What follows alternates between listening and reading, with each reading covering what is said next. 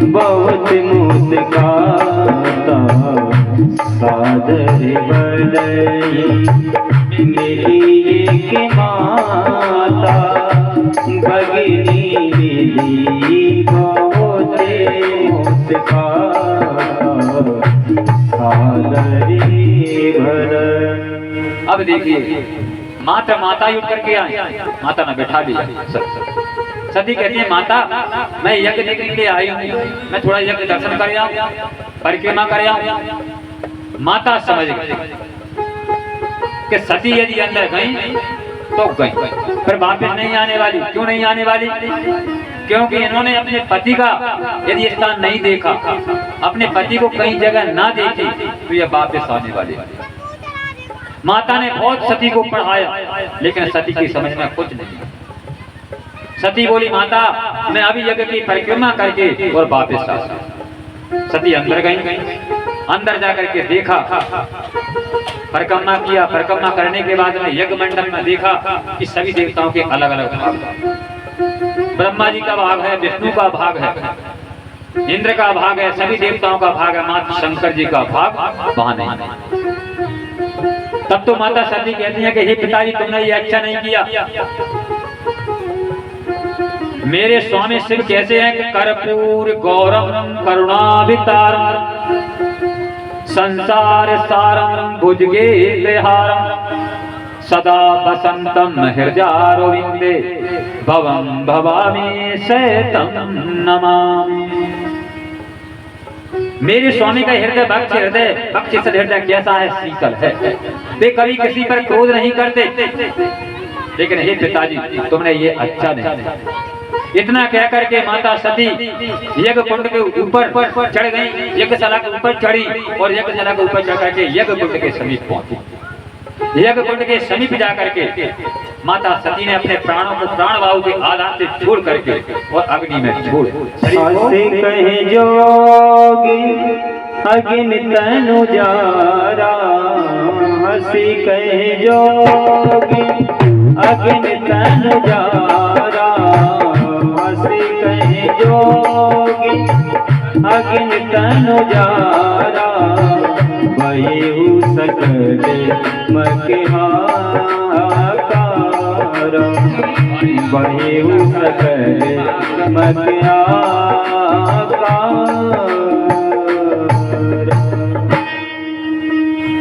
अब एक विशेष आया यहाँ पर,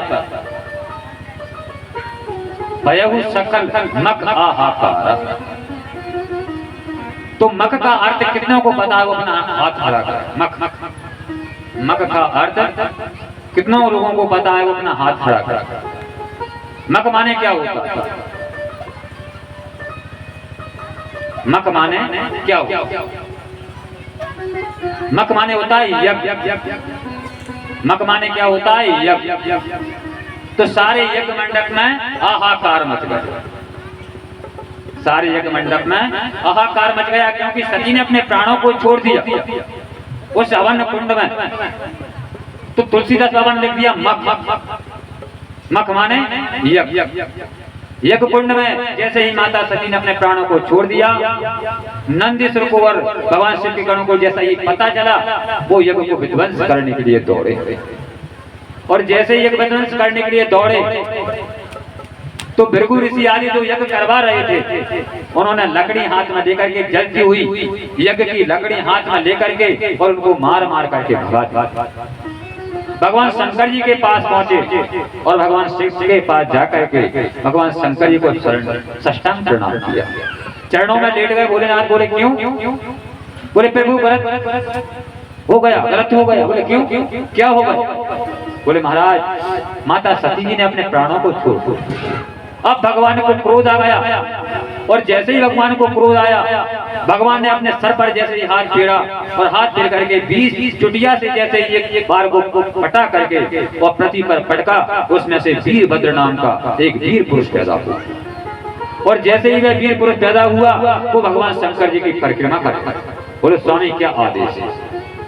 भगवान शिव बोले कोई आदेश नहीं। बोले तुमको कनकल हरिद्वार के कनकल क्षेत्र में जाना है, वहां पर दक्ष प्रजापति यज्ञ कर रहा है, उसको विध्वंस।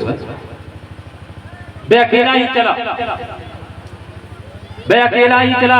भगवान शिव बोले मेरे घरों को साथ में पहुंचाऊं। वीरभद्र बोला स्वामी मुझे किसी की आवश्यकता नहीं, अकेला चला। जैसे ही दोपहरिया में चला है अकेला, लेकिन ना तो संध्या का समय है ना सुबह का पैर है, धूल उड़ रही है आकाश मंडल से। ये दृश्य कौन देख रहे हैं? हरिद्वार के खनखन क्षेत्र में बैठे साधु संत ऋषिगण ये दृश्य देख रहे हैं कि भाई ना तो अभी संध्या का समय हुआ ना वह सुबह की गोधूली बेला है, लेकिन ऐसा समय कैसा हो गया कि ये धूल उड़ रही है। ये दृश्य देख करके और इतने में जाकर के वीरभद्र ने चारों बगल अपने परकोठा बना करके और एक मंडप को घेर दिया।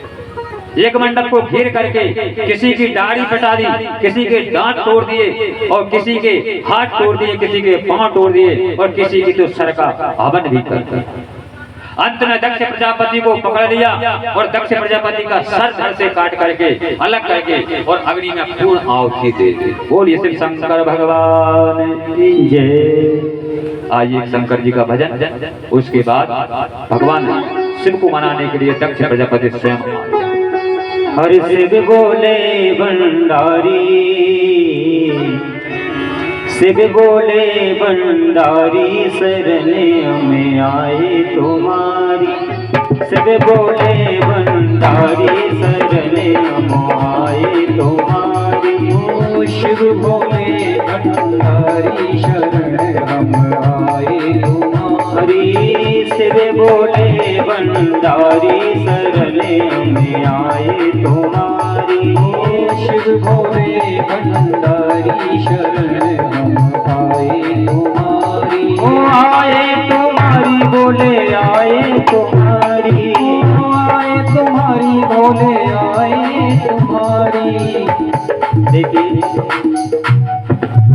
आप लोग खाना खाकर तो सभी आते हैं लगभग, क्योंकि हम भी खाना खा के बैठते हैं, कहीं कहीं व्रत भी कर लेते हैं, लेकिन ताली ऐसे बजाते मानो आधे नींद में सो रहे हो और चलो फॉर्मेलिटी पूरी कर रहे हैं, ऐसे नहीं।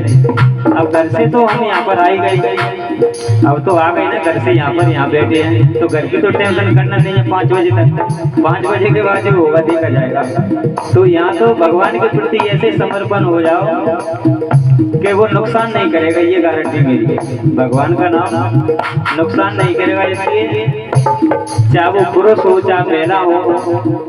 इसलिए जिन जिन के पास हाथी है, जिब्या हो, जो काम व्यक्ति कर सकता है वो तालियां बजाकर अगर सहयोग करना चाहे वो ताली बजा सकता है। और जिन भक्तों के कानों में जो शब्द पड़ रहे हैं वो गा भी सकते हैं, और जिनको अगर नाचने की आदत है, नाचने का शौक है, वो नाच भी सकते हैं। इसलिए जो भी भक्त जो काम करना चाहे, जब हम खाना परसते हैं तो सब्जी परसने वाले वो सब्जी का काम करते हैं, पूरी परसने वाले पूरी का काम करते हैं, और लड्डू और वो वैसा काम होते हैं तो उसको समझदार व्यक्ति को देते हैं। इसलिए जो भी भक्त जो भी काम करना चाहे वो करें। भगवान के प्रति आई किस प्रकार से?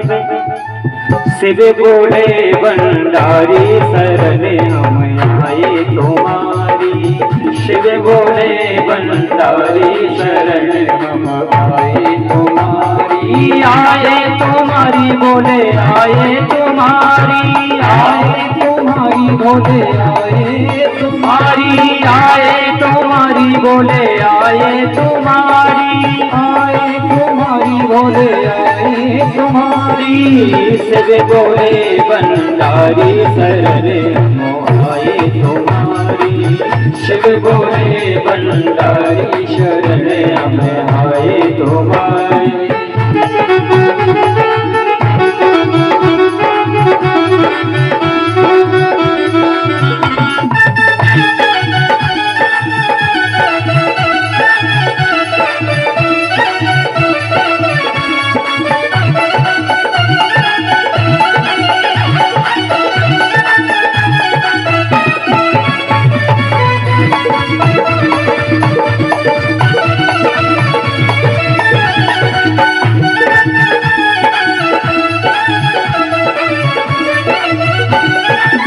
बागंबर तेरे शीश पे सोहे, बागंबर तेरे शीश पे सोहे। बागंबर तेरे शीश पे सोहे, बागंबर तेरे शीश पे सोहे।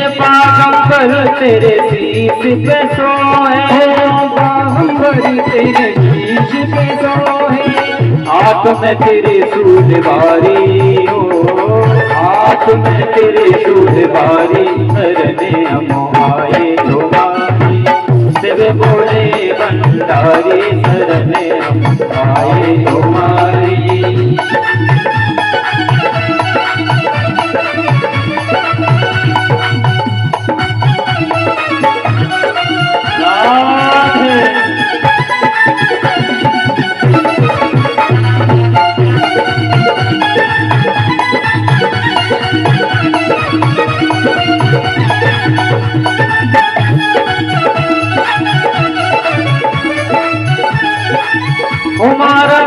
शंभूत्र पुरारी, उमारा शंभूत्र पुरारी, उमारा शंभूत्र पुरारी, उमारा शंभूत्र पुरारी, उमारा शंभूत्र पुरारी, उमारा शंभूत्र पुरारी। भगवै भंजन हरि, भगवै भंजन हरि, शरणे हम आए तुम्हारी। शिव बोले भंडारी, शरणे हम आए तुम्हारी। शिव बोले भंडारी, शरणे हम आए तुम्हारी। शिव बोले भंडारी, शरणे हम आए तुम्हारी। शिव बोले भंडारी, शरणे हम आए तुम्हारी। शिव बोले भंडारी, शरणे हम आए तुम्हारी। बोलिए भागवत महापुराण की जय हो, बोलिए श्री शंकर भगवान की जय हो। तो देखिए इधर भगवान भोलेनाथ ने जैसे ही वीरभद्र को पहुंचाया, वीरभद्र ने सबको विध्वंस कर डाला। अब स्वयं इंद्र आदि देवतागण ने सोचा कि भाई ये बताइए यज्ञ विध्वंस हुआ है और यज्ञ को पूर्ण कराना है, तो पूर्ण कराया किससे जाए। उन्होंने विचार किया कि देखो भगवान शिव नहीं आए तो कोई देवता आने वाला नहीं है पूर्ण करने के लिए, बोले तो किससे कराया जाए। कुछ पांच जन लोग बैठते हैं, 5 लोगों ने विचार किया कि यार ऐसा करते हैं अपन भगवान विष्णु के पास चलते हैं। भगवान विष्णु के पास चलेंगे तो वो यज्ञ अवश्य पूर्ण करवा। भगवान विष्णु के पास पहुंचे और जाकर के बोले कि महाराज दक्ष प्रजापति का यज्ञ चल रहा है हरिद्वार के कनकल क्षेत्र में, आप वहां चलिए और वहां चल करके यज्ञ को पूर्ण करवा। विष्णु भगवान ने मना कर दिया, बोले भाई जो शिव का विरोधी होगा वहां हम नहीं जाने वाले, क्योंकि यदि हम शंकर के विरोधी के हम गए और शंकर जी ने आकर हमारे ऊपर से ही पांव फेंकी तो हमको भी उनका विरोधी बनना पड़ेगा। इसलिए महाराज हम नहीं जाएंगे, क्योंकि यदि हम जाएंगे तो हमको फिर शंकर जी से युद्ध करना, इसलिए वो नहीं गए। बोले तो किसके पास जाए, बोले ब्रह्मा जी के पास जाओ। ब्रह्मा जी के पास पहुंचे और जैसे ही भगवान ब्रह्मा जी के पास पहुंचे तो भगवान ब्रह्मा जी को भी यही कहा कि महाराज हरिद्वार के कनकल क्षेत्र में और दक्ष प्रजापति का यज्ञ चल रहा है, आप वहां चलिए। महाराज ब्रह्मा जी नहीं मना करे, बोले स्वामी, बोले भैया हम भी नहीं जा सकते। बोले क्यों, बोले हम गए तो हमसे युद्ध छिड़ जाएगा। बोले तो क्या करा महाराज। ब्रह्मा जी बोले कि भैया जो जैसा करा, जिस व्यक्ति ने जैसा किया है तुम उसी व्यक्ति के पास जाओ, जो व्यक्ति ने जैसा किया है तुम उसी के पास जाओ, वो ही सब कुछ कराने में सक्षम। क्योंकि रामचरितमानस में एक बात कही गई थी, जयंत था। जयंत किसका पुत्र, जयंत किसका पुत्र था, जयंत इंद्र का पुत्र था। तब जयंत ने छल किया माता सीता से, कैसा कि सीता चरण चोंच अति भागा, सीता चरण चोंच अति भागा, परम मंदमति पावन काका। काय का रूप बनाया उसने, कौए का। जैसे मनुष्य था लेकिन कौए का रूप बनाया और कौए के रूप बना करके सीता जी के चरणों में चोंच मार करके वो भागा। भगवान ने क्या किया, अपना अपना तीर तो लगा हुआ है तरकस में, मात्र पृथ्वी से एक सीख उठाई, काय की कचरे से एक सीख को उठा करके और धनुष पर तान करके जैसे ही छोड़ी तो वह चलते चलते अग्निबाण बन। वे तीनों लोगों में घूमता हुआ फिरा, अपने पिताजी के पास गया, इंद्र के पास। तो पिताजी मेरी रक्षा करो। पिताजी बोले भैया जो राम का द्रोही होगा वह तो मैं भी नहीं रख सकता। देखो पिताजी ने भी नहीं रखा। भगवान से जो द्रोह करता है उसके लिए पिताजी ने नहीं रखा। बोले भाई तू जाने और तेरा काम। अब चलता चलता चलता एक संत है, संतों का हृदय कैसे रहता है? कोमल। क्या नारद देखा बिकल जयंता। कौन न देखा? नारद जी। नारद देखा बिकल जयंता। और संत जी के लिए वही चिंता बोले काय की कि भाई ये भक्त है लेकिन किसी का भी सही, लेकिन इसका कुछ तो कुछ सही किया गया। क्यों? क्योंकि संत हृदय नवनीत समा। हम क्या करते हैं? पहले क्या करते हैं मुझे बताओ कि हम जब दूध लेते हैं, दूध निकालते हैं। अब हमने दूध निकाल लिया, कौन से गैया का या भैंस का। अब दूध निकालने के बाद अब उस दूध का क्या करेंगे? उसको यदि हमको फाड़ना है तो उसमें थोड़ा सा चीज डाल तब वो फटेगा। तब जाकर उसको मटकी में डाल करके उसको रत्नी मतनी से मथेंगे और मत करके उसमें से क्या निकालेंगे? घी, नवनी। तब देखो कितने कारण से निकला है। यदि हम एक खटाई चीज पूरे मई में डाल दें, दूध में डाल दें तो वो फट जाएगा। इसी प्रकार यदि हमें ज्ञान की एक बूंद अपने शरीर में डाल दें, ज्ञान की एक बूंद अपने शरीर में डाल दें तो वह सारा अज्ञान रूपी अंधकार बाहर निकल जाएगा। बोलो राधे राधे राधे राधे। जो बोलो करो तो आवाज तो मेरा न थोड़ी। तब तो सुखदेव जी महाराज कहते हैं हे राजन परीक्षित, इधर माता सती का देवान हो गया, वीरभद्र ने जाकर के दक्ष प्रजापति का उद्घाटन कर दिया। इधर भगवान शंकर जी के पास आए, शंकर जी वहां पहुंच जाते हैं। लेकिन यहाँ पर आए हैं ब्रह्मा जी, शंकर जी को दिखा के समाधि। अब समाधि से व्यक्ति को कैसे जगाया जाए? यदि कोई व्यक्ति सो रहा हो, कोई व्यक्ति सो रहा हो, अपन उसको कैसे जगा? और तीनों ये कैसे हैं? बोले ये यदि जाग गए तो तीनों लोगों का नाश भी करने वाले। इनको भी भगवान शंकर की बिरगुटी थोड़ी सी टेढ़ी हो जाए तो ये तीनों लोगों का नाश भी करने वाले। इसलिए ब्रह्मा जी ने आकर के सभी इंद्र आदि देवताओं से कहा भाई ऐसा करो कैसे कि पहले इनकी प्रार्थना करो।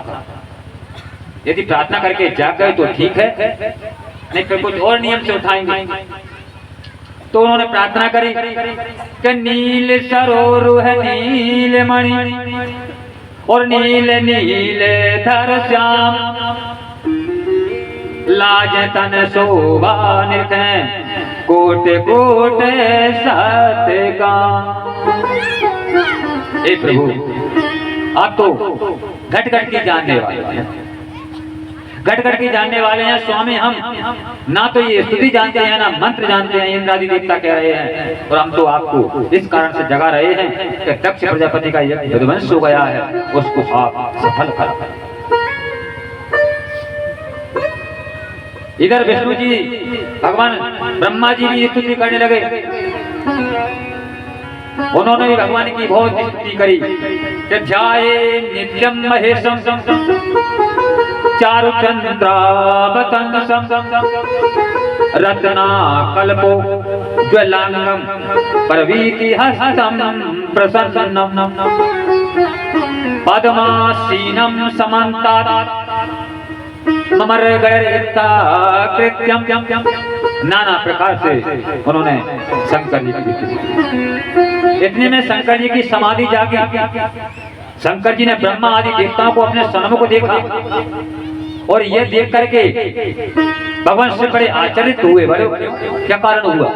क्या पृथ्वी पर कोई संकट है भाई? भगवान शंकर जी कहने लगे ब्रह्मा आदि देवताओं से, क्या पृथ्वी पर कोई संकट आ गया कि आपने मुझको इतनी बड़ी गहरी नींद में आकर के तुमने मुझको जगाया? क्योंकि मैं समाधि था और भगवान शंकर जी की तारी लगी हुई थी। और तारी कैसी लगी हुई थी बताया आपको कि 87,000 वर्ष की तारी लगी। भगवान शिव जाके जाकर के बोले कारण बताओ। बोले महाराज कोई कारण नहीं, दक्ष प्रजापति का यज्ञ चल रहा है, उस यज्ञ में आप चलिए और दक्ष प्रजापति को जीवित करिए महाराज, और आप उनका यज्ञ संपूर्ण करा दीजिए। बस बस भगवान बोले ठीक है, आप सब लोग आए हो मिल करके, इसलिए मुझे चलना। भगवान ने आगे पीछे का विचार नहीं किया, भगवान उठ करके चले गए और जाकर के हरिद्वार के खनकर क्षेत्र में जाकर के बैठ जाते हैं और बैठ करके कहते हैं भैया ऐसा करो, अब दक्ष प्रजापति का सर कट गया, अब इनके यहाँ सर काय का लगाया। ब्रह्मा जी ने प्रश्न किया शंकर जी से, शंकर जी बोले ऐसा करो, मेरे 2 गणों को भेज दो, जंगल में सबसे पहले जो व्यक्ति मिल जाए उसका सर काट के ले आओ। और कैसा व्यक्ति होना चाहिए कि जिसने अपने बच्चे को जन्म दिया हो, जिस माता ने अपने बच्चे को जन्म दिया हो और जन्म देने के बाद वह माता तो कुछ खाने के लिए लग जाए और बच्चा एक जगह पड़ा रहे, ऐसा बच्चे का सर काट दे। ठीक है, भगवान शिव जी के गढ़ जंगल में गए और जंगल में जाते जाते जाते बहुत दूर पहुंच गए, लेकिन कुछ नहीं मिला। और जैसे थोड़ी दूर और गए तो उन्होंने क्या देखा कि एक बकरी भी आई और उसने एक बकरे को जन्म दिया है और बकरे को जन्म दे करके और पत्ती खाने के लिए एक पेड़ में लग बच्चे को छोड़ दो। उन्होंने ये दृश्य देख करके उस बकरे का सर काट करके, उस बकरी के बच्चे का सर काट करके और ला करके भगवान शंकर जी को दिया। भगवान शंकर जी ने क्या किया तो उसी बकरे का सर हाथ में लेकर के और जैसे ही दक्ष प्रजापति के धड़ से जोड़ा तो दक्ष प्रजापति बम बम बम बम बम कर दिया। माने वो कैसे चिल्लाया कि मैं भगवान शिव की बम बम करने लगा। भगवान शिव को हाथ जोड़ करके प्रणाम करके बोला स्वामी आपने मेरे यज्ञ को पूर्ण कर दिया। दक्ष प्रजापति ने कहा भैया आज से यदि जो शंकर जी को यज्ञ में भाग नहीं देगा उसका यज्ञ सफल नहीं होगा। कौन देखो भगवान कितना जानते हैं कि भगवान कराना भी जानते हैं और ना हाँ कराना भी जानते हैं। भगवान शंकर जी ने तो कुछ नहीं कहा दक्ष से, लेकिन दक्ष खुद ही बोल पड़ा कि भैया आज से जो शंकर जी को भाग नहीं देगा उसका यज्ञ सफल नहीं होगा। भगवान शंकर जी बोले आपने तो मुझे भाग दे दिया, लेकिन मेरे गण जो आया था यज्ञ को विध्वंस करने के लिए उसके लिए भाग। दक्ष प्रजापति बोले महाराज जो 3 मेखलाएं बनाई जाएंगी और जिन 3 मेखलाओं पर जितना सांकल करेगा वो तुम्हारी ये वीरभद्र का भाग है। कौन का भाग है वो? वीरभद्र। चाहे हम कितनी भी चतुराई कर लें, हवन में सांकल डालने की अच्छी तरह से नीचे न गिरे, लेकिन तब भी वह नीचे आ ही जाता है, क्योंकि वीरभद्र का भी तो भोजन होना है। बोले शिव शंकर भगवान की जय हो। दक्ष प्रजापति के यज्ञ को संपूर्ण करा करके भगवान अपने कैलाश पर्वत आए। कैलाश पर्वत आकर के फिर समाधि में बैठ गए। इधर हिमाचल राजा के यहाँ माता सती ने जन्म लिया। जन्म लेकर के काय के रूप में जन्म लिया? पार्वती के रूप में। अब की बार माता सती का नाम क्या है? पार्वती। अब जन्म लिया। हेमाचल महाराज के यहाँ एक दिन नारद जी पहुंचे हुए थे। नारद जी से पूछा हेमाचल जी ने कहा महाराज मुझे ये बताइए कि मेरी बेटी का विवाह किसके साथ? नारद जी ने हाथ देखा, हाथ देखकर कहा महाराज तुम्हारी बेटी का विवाह है और मुझे तो लगता है कैलाशवासी शंकर जी के साथ, लेकिन महाराज तुम्हारी बेटी को तब करना पड़ा। कहा नारद जी ने कि तुम्हारी बेटी को भगवान शंकर जी से विवाह करने के लिए और तब करना पड़ा। ये माता पार्वती सुन रही, ये दृश्य माता पार्वती ने सुना और जैसे ही माता पार्वती जी ने ये दृश्य सुना तो माता पार्वती ना तो पिताजी से कहा ना माता से कहा, उठ करके रात्रि में और तपस्या करने के लिए माता पार्वती जी ने भगवान शंकर के लाने तपस्या प्रारंभ की। अलग अलग क्रिया छोड़कर, कभी पत्ती खा करके, कभी जल पी करके, नाना प्रकार से। और ये पता जैसे ही भगवान शंकर जी को नंदीश्वर जी को, नंदीश्वर बोले स्वामी अब तो आप शादी कर लीजिए, अब तो हम थक गए, आपको भंगिया घोंट घोंट गए। स्वामी अब तो तुम शादी कर लीजिए, अब तो क्या कर लीजिए स्वामी शादी कर लीजिए, क्योंकि सती को मेरा बहुत दिन बीत गए, अब तो तुम शादी कर लो। तब तो नंदीश्वर जी के कहने से आज मेरे भोले बाबा और शादी के लिए प्रसन्न हो जाते। तो देखिए वे शादी करने के लिए जाते हैं तो किस प्रकार का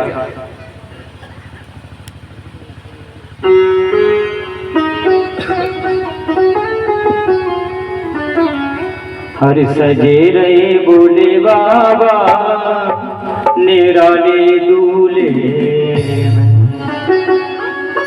निराले दूल्हे में मत वाले दूल्हे में वो सजे रहे बोले बाबा निराले दूल्हे में सजे रहे बोले बाबा निराले दूल्हे में सजे रहे बोले बाबा निराले दूल्हे में सजे रहे बोले बाबा निराले दूल्हे में सजे रहे बोले बाबा निराले दूल्हे में सजे रहे बोले बाबा निराले दूल्हे निराले दूल्हे में मतवाले दूल्हे में निराले दूल्हे में मतवाले दूल्हे निराले दूल्हे में मतवाले दूल्हे में निराले दूल्हे में मतवाले दूल्हे में सजे रहे हाँ सजे रहे भोले बाबा निराले दूल्हे में सजे रहे भोले बाबा निराले दूल्हे में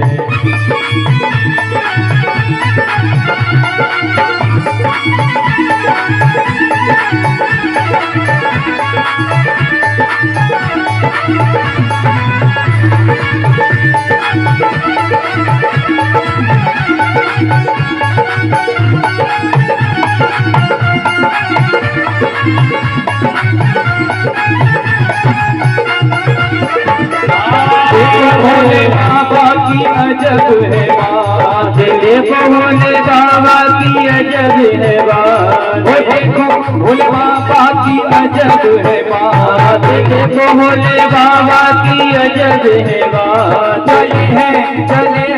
चले हैं संग ले करके भूतों की बारात चले हैं संग ले करके भूतों की बारात चले हैं संग ले करके भूतों की बारात चले हैं संग ले करके भूतों की बारात सजे रहे भोले बाबा निराले दूल्हे में सजे रहे भोले बाबा निराले दूल्हे में शंभो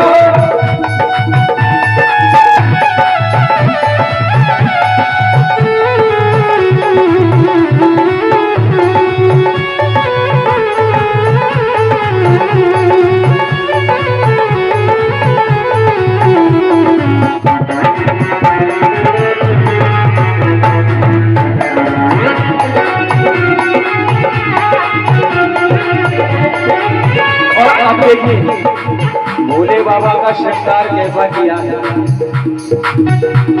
है भेष निराला जय हो लगेगी अपनी है भेष निराला ये भंग का प्याला सर कदा धराए तन भस्म रंगाए ओढ़ी मृगशाला गले नाग की माला है शीश पे गंगा मस्तक पे चंदा तेरे डमरू बाजे त्रिशूल विराजे भूतों की लेके टोली चले हैं ससुरारे भूतों की टोली चले ससुरारे भूतों की लेके टोली चले हैं ससुरारे भूतों की लेके टोली चले हैं ससुरारे शिव भोले जी दिगंबर हो बैल पे सवार भोले जी दिगंबर हो बैल पे सवारी सजे रहे भोले बाबा निराले दूल्हे में सजे रहे भोले बाबा निराले दूल्हे सजे रहे भोले बाबा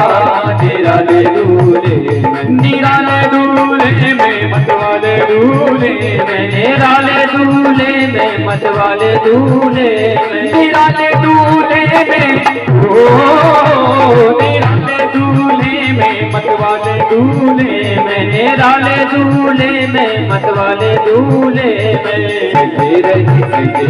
सजे रही भोले बाबा। ये बाराती नहीं है, अगर बाराती होते ना तो अब तक तो खूब नाच गाना हो जाता।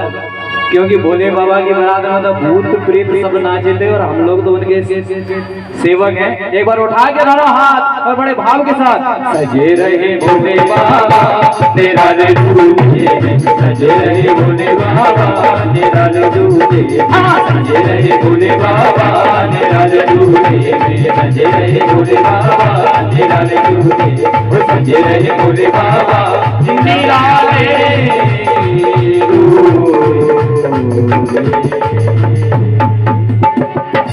बोले भागवत महापुराण की जय हो, बोले शिव शंकर भगवान की जय हो। तो देखिए भगवान शिव अपनी बारात हिमाचल राजा के यहाँ और ले हिमाचल राजा के पास अपनी बारात को लेकर के पहुंचे। मैया सुनैना को पता चला कि ये बारात आ रही है।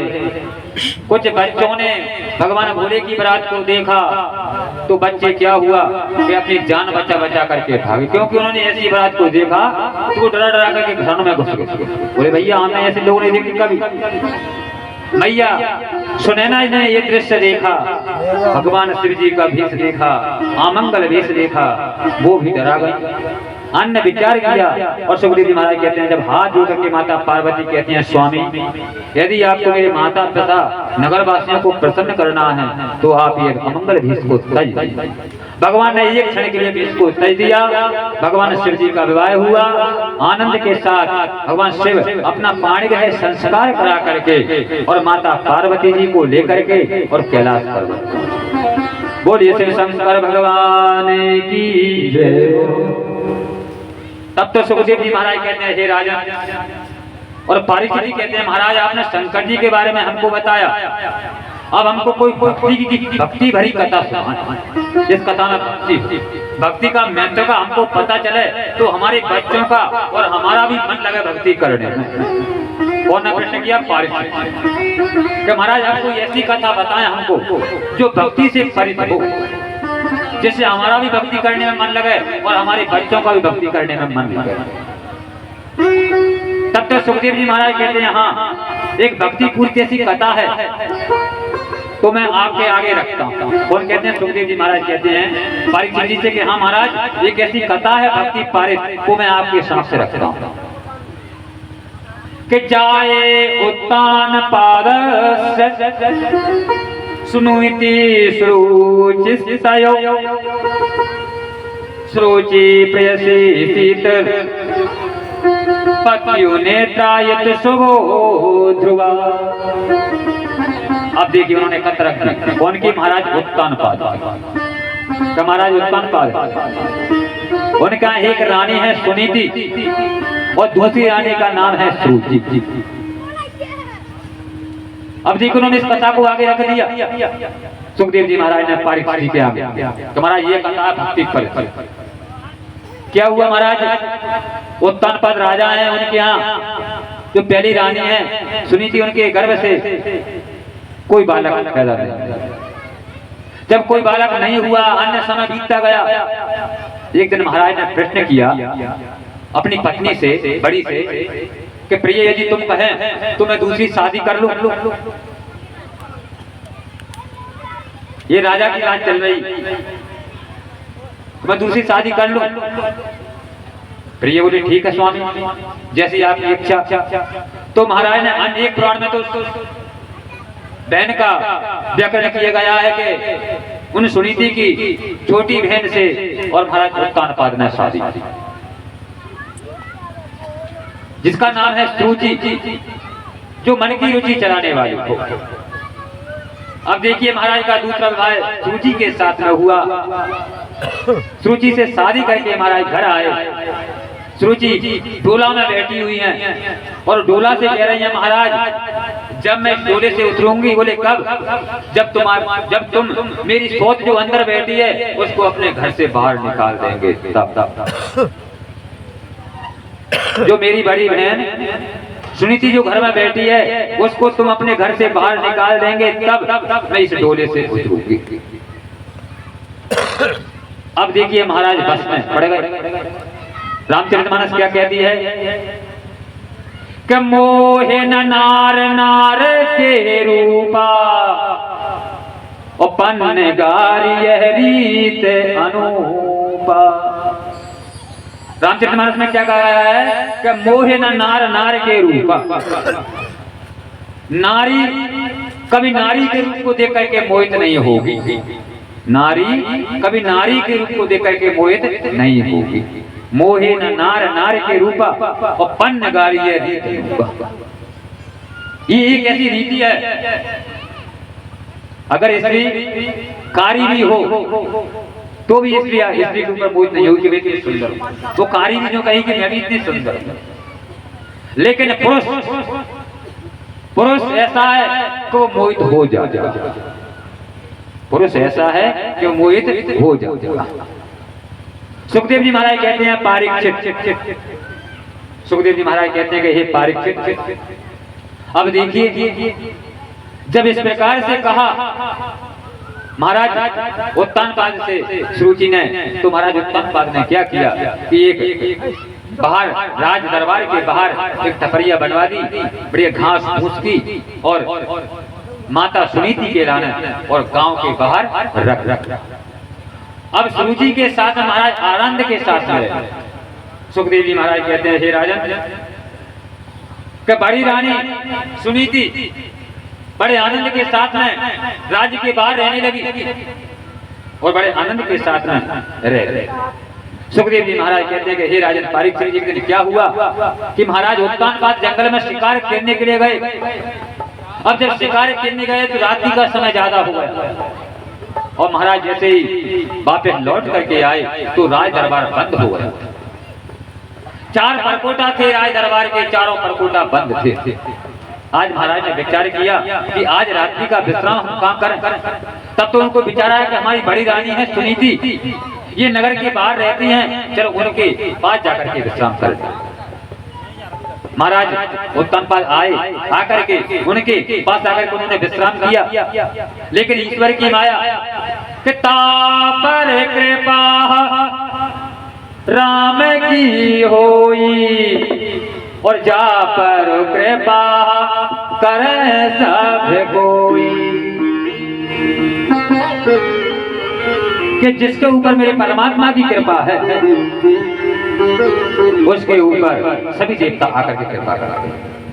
आज देखिए सूखा हुआ पेड़ हरिया जाता है, जब इसमें पानी नियंत्रण लगता है जब पेड़ सूखता जाता होगा, जा रहा है, अंत समय उसका आ गया और जैसे ही उसमें सूखते समय उसमें पानी डल जाए तो पेड़ भी हरिया जाता है।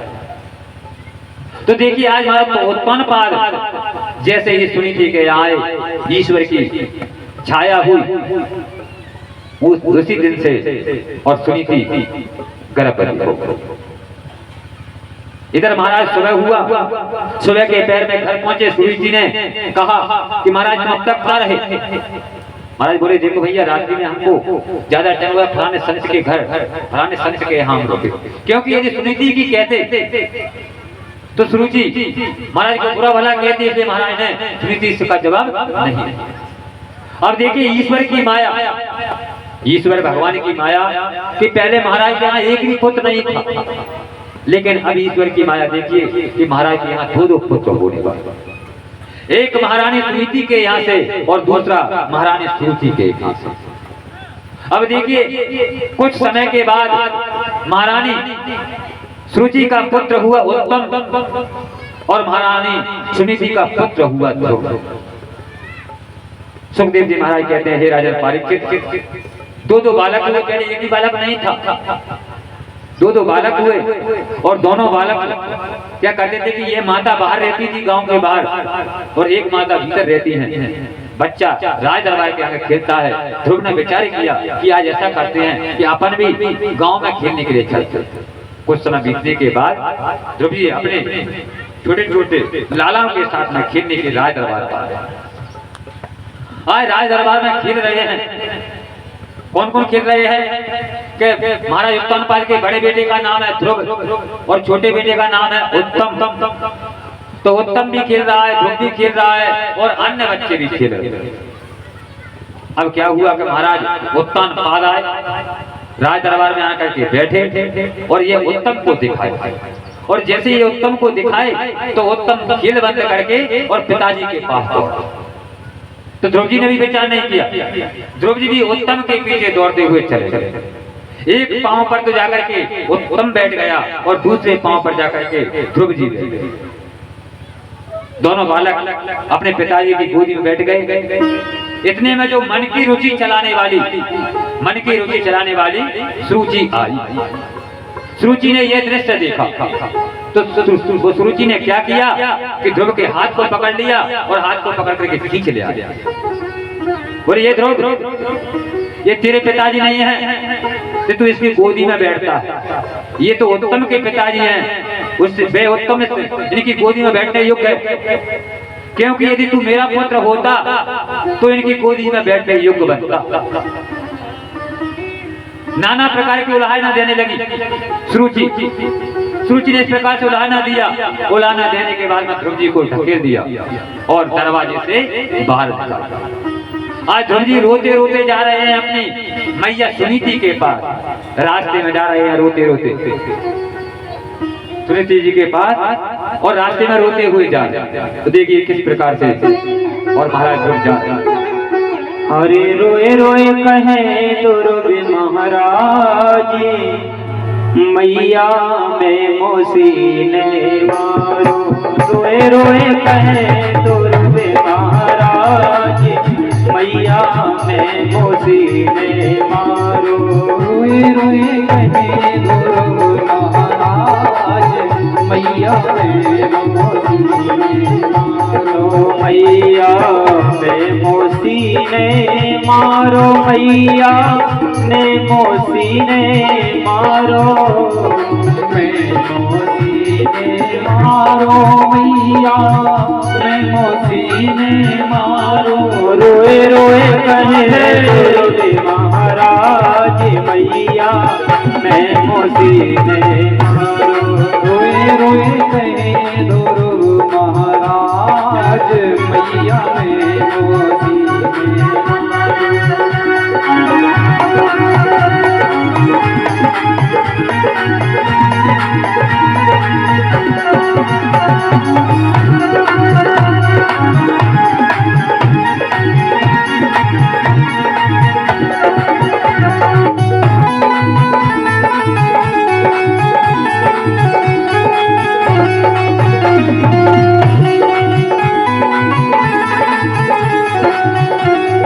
खेल रहे दोनों भैया, वहाँ बैठी छोटी मैया। हम खेल रहे दोनों भैया, वहाँ बैठी छोटी मैया। हम खेल रहे दोनों भैया, वहाँ बैठी छोटी मैया। हम खेल रहे दोनों भैया, वहाँ बैठी छोटी मैया। पिता ने गोद लिए बेटा भैया, मैं मोसी ने मारो। पिता ने गोद लिए बेटा मैया, मैं मोसी ने मारो।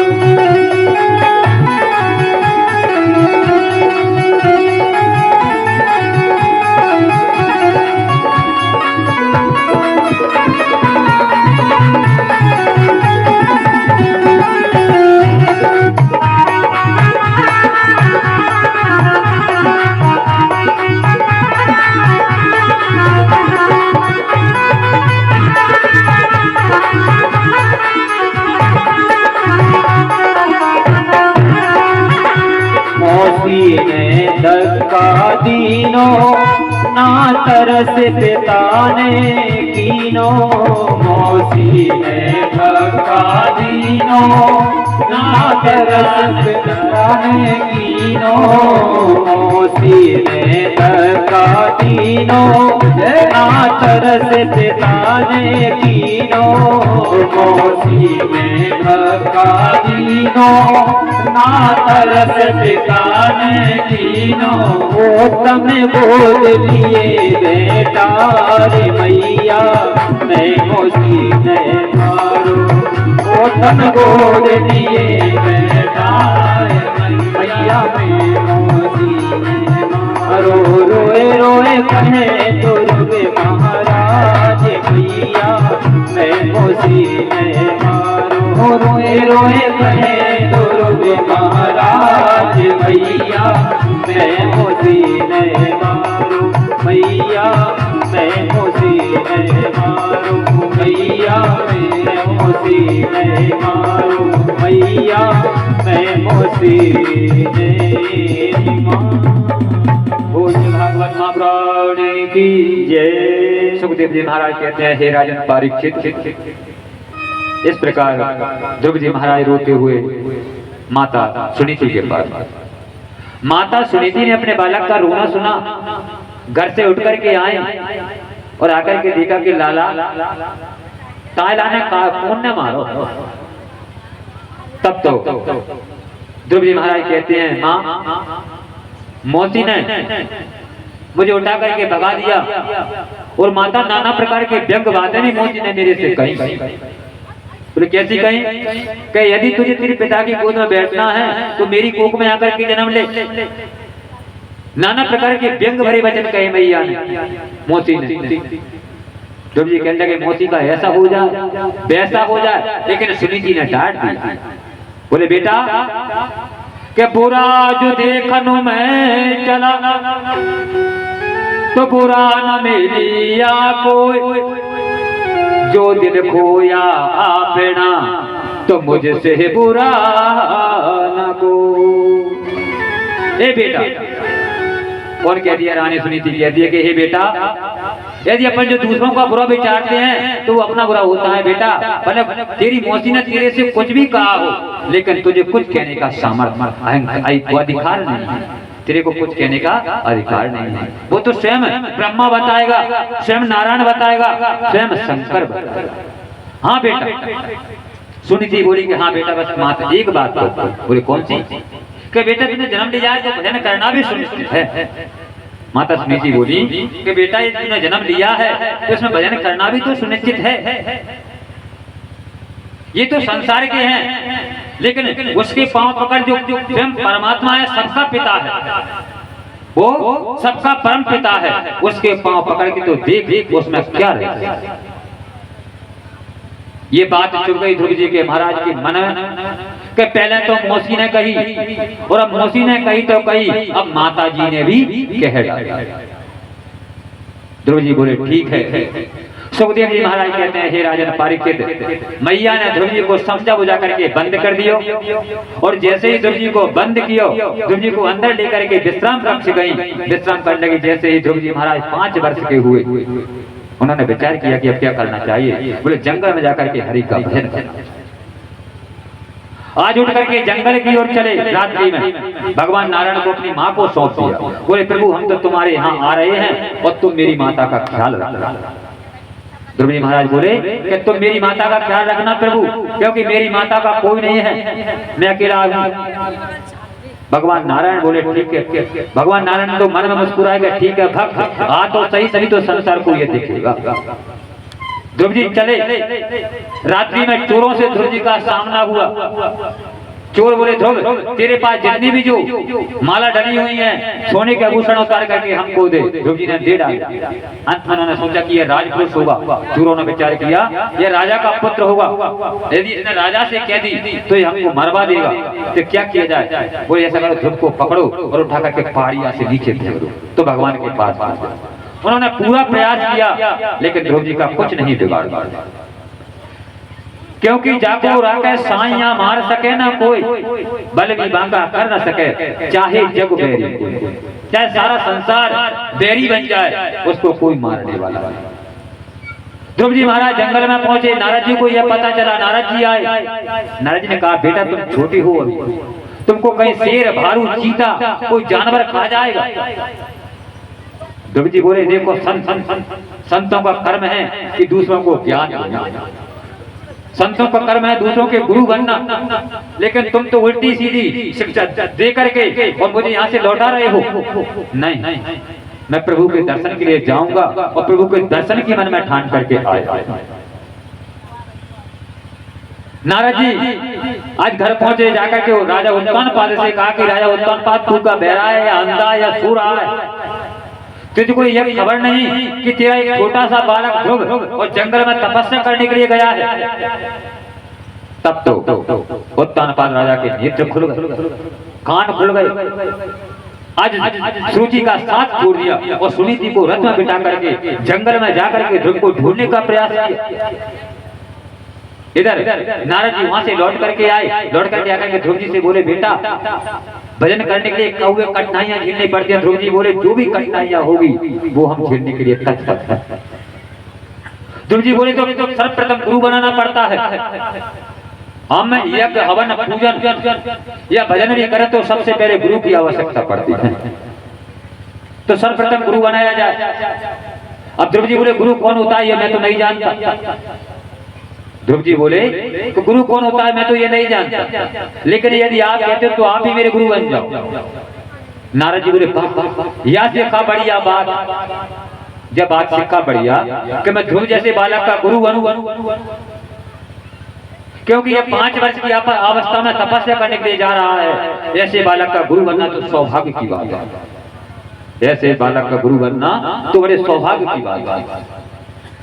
ठीक है, नारद जी ने कोई विचार नहीं किया, न विचार करते हुए और अपना गुरु मंत्र और ध्रुव जी के कान में दिया। कौन सा मंत्र दिया? कि जो स्वयं नारायण को बुला सके, ऐसा मंत्र। और नारद जी ने ध्रुव जी को दिया, ऐसा मंत्र गुप्त दिया। और गुप्त मंत्र देकर के नारद जी सटक नारायण करते हुए और चले। कौवे विपत्तियां झेलते हुए ध्रुव जी महाराज जंगल में आगे बढ़े तो माता लक्ष्मी को अब अपने बच्चे की फिक्र होने लगी।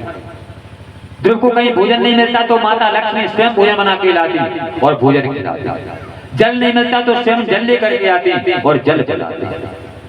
क्योंकि एक माता का हृदय कोमल होता है, पिता का हृदय तो थोड़ा कठोर होता है। एक माता का हृदय कोमल होता है कि वो अपने बालक के लिए तत्पर खड़ी रहती है, अपने बच्चे के लिए वो तत्पर खड़ी रहती है कि मेरे बच्चे के यहाँ कहीं लग ना जाए, मेरे बच्चे के यहाँ कहीं कुछ ऐसा हो ना जाए। इसलिए माता लक्ष्मी अपने पुत्र ध्रुव के लिए तत्पर खड़ी।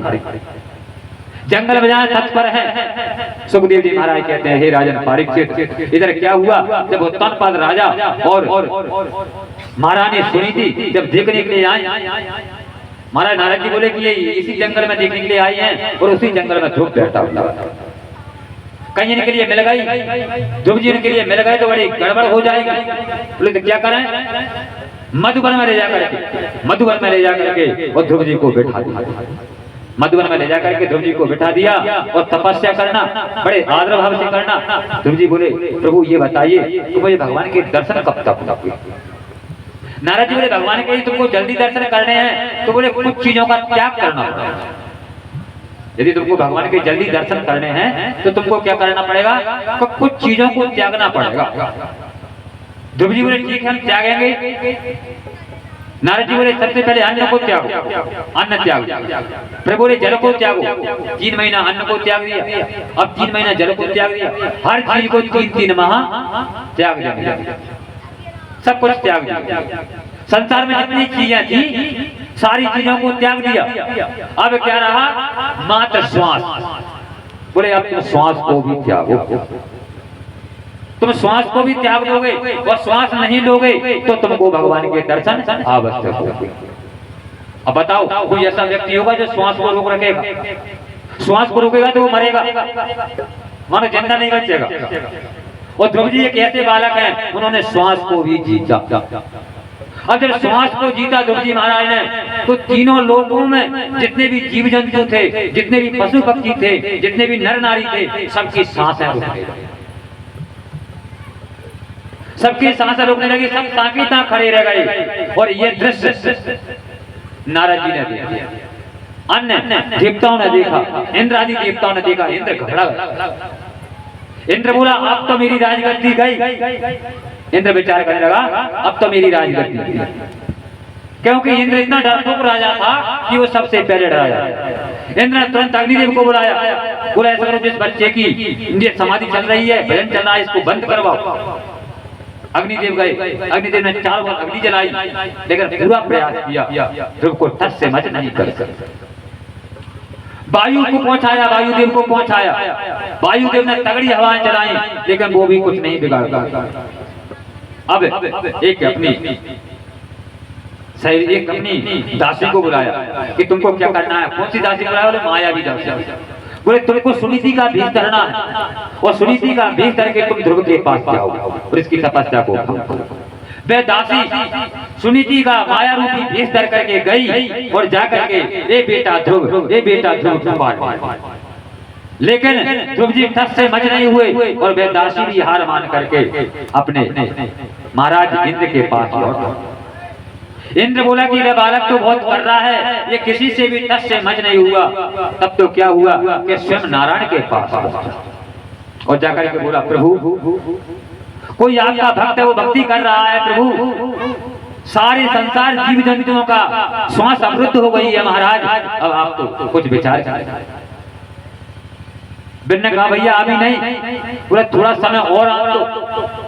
जैसे ही 10 और 15 दिन और व्यतीत हुए, ध्रुव जी की सांस बंद हुई, ध्रुव जी का मट्टी का ढेर लग गया। अब क्या हुआ, क्या होना था? सुखदेव जी महाराज कहते हैं हे राजन, हरि नारायण को पाना था। नारायण आए, आकर के उन्होंने कहा बेटा ध्रुव उठिए। ध्रुव जी ने विक्षोभ होकर के विष्णु के शब्द को सुन करके नेत्र खोले। नेत्र खोल करके देखा कि एक व्यक्ति खड़ा है सामने। वो व्यक्ति कैसा है? निज भेष में। बोले आप कौन? बोले भैया मैं ही, मेरे तुमने भजन किया, वो ही नारायण मैं हूँ। बोले मैं ऐसे नहीं मानता। बोले तो? बोले महाराज चक्र, त्रिशूल, नाना प्रकार की जो क्रिया है तुम्हारी, चक्र, पदम, गधा, नाना प्रकार के आयुध हैं, सबको धारण करके आगे तभी तो मेरे को पता चलेगा कि आप भगवान हैं। भगवान ने भक्त के कहने से फिर क्षीर सागर पहुंचे और फिर क्षीर सागर से फिर दोबारा पृथ्वी लोक पर। तो इतनी सामर्थ्य कौन में? भक्त को प्रभु को बुला भी सकता है और प्रभु को भगा भी सकता है और फिर प्रभु को बुला भी सकता है। कि भक्ति भक्त भगवंते गुरु और चतुर नाम बापू एक। भक्ति में कितनी शक्ति है कि वो प्रभु को बुला सकती है। नहीं वैसे प्रभु को हम कोई भी नहीं बुला सकते। देखिए मीराबाई ने भगवान श्याम को बुलाया तो किस भांति बुलाया। माता द्रौपदी ने भगवान कृष्ण को बुलाया खीर बनाने के लिए, तो देखो कैसे बुलाएगा भगवान को खीर भी बना। इसलिए हमने निज प्रेम किया तो नारायण से करो। इस संसार मार्ग में क्या? सुखदेव जी महाराज कहते हैं हे राजन, भगवान विष्णु ने जैसे ही और आज उनके सर के ऊपर हाथ रखा ध्रुव जी के ऊपर, ध्रुव जी ने बहुत ज्ञान उत्पन्न हुआ। ध्रुव जी ने स्तुति की कि शांताकारं भुजगशयनं पद्मनाभं सुरेशं विश्वधार गगन सदृश्यं मेघवर्णं शुभांगं लक्ष्मी कांतं कमलनयनं योगगम्य वंदे भाव्यहारं सर्वलोकनाथं नमामि। इस प्रकार स्तुति की भगवान विष्णु। स्तुति करने के बाद में भगवान विष्णु ने अपने ध्रुव को अपनी गोदी में बिठाया और गोदी में बिठा करके ज्ञान, वैराग, भक्ति, ज्ञान, वैराग और त्याग, इन चारों चीजों के लक्षण समझाए। तो बेटा ध्रुव, ये संसार मार्ग है और इस संसार मार्ग को यदि हमको जीतना है तो इन 5 चीजों का ध्यान रखना पड़ेगा कि क्षिति जल पावक गगन समीरा, क्षिति जल पावक गगन समीरा और पंच रचित अधम शरीर। इन 5 तत्वों से हमारा शरीर बना हुआ है। इन 5 चीजों को हमको ध्यान धर के चलना है।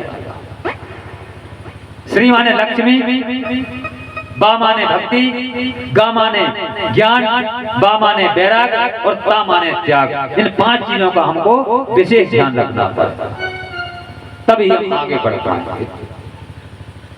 सुखदेव जी महाराज कहते हैं हे परीक्षित, इतना समझाने के बाद ध्रुव जी ने भगवान विष्णु से विदा ली और भगवान विष्णु ने ध्रुव से विदा ली। भगवान विष्णु तो अपने क्षीर सागर पहुंचे और ध्रुव जी अपने रास्ता में अपने घर के लिए प्रस्थान किए। जैसे ही माता सुनीति और पिता उत्तानपाद को पता चला, रथ लेकर के ब्राह्मण को आगे लेकर के ध्रुव जी को लेने के लिए आए। स्वस्ति वाचन का पाठ कराया और ध्रुव जी को ले जा करके आज माता और पिता ध्रुव जी को राज दे करके और आज कहाँ चले जाते हैं, जंगल में तपस्या करके। अब चले जाते हैं कौन, महाराज उत्तानपाद सुनीति और सूची को साथ लेकर के महाराज उत्तानपाद जंगल में भजन करने चले चले। ध्रुव जी ने राज किया, शादी हुई, भाई उत्तानपाद का विवाह हुआ, शादी हुई, लेकिन उत्तानपाद को कुछ गंधर्वों ने मार दिया।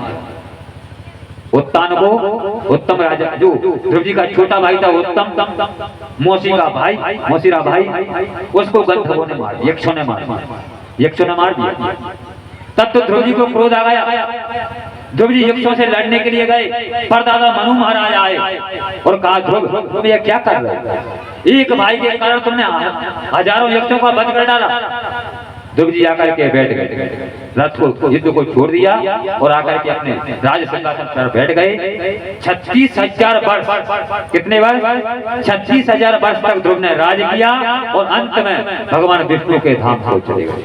भगवान ने उनके लिए वरदान दिया कि भाई संसार में जितने भी मनुष्य आपका सर्वप्रथम दर्शन करेंगे, इनकी शादी होगी, विवाह होगा, तो सबसे पहले आपका दर्शन करेंगे। आज भी तुम ध्रुव जी के दर्शन करते हो, ध्रुव तारा के रूप में, शादी विवाह करते हैं तो ध्रुव तारा के रूप में ध्रुव जी के दर्शन करते हैं, सुबह के पैर में, गिरी फटे के पैर पे। बोलिए ध्रुव जी महाराज की जय। ये हमारा भक्ति में प्रसंग